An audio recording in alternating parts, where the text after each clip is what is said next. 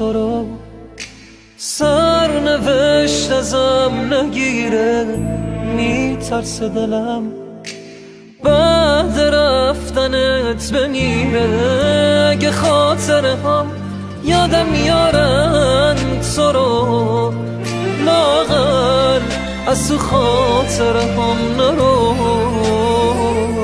کی مثل من واسه تو قلب شکستش میزنه؟ آخه کی واسه تو مثل منه؟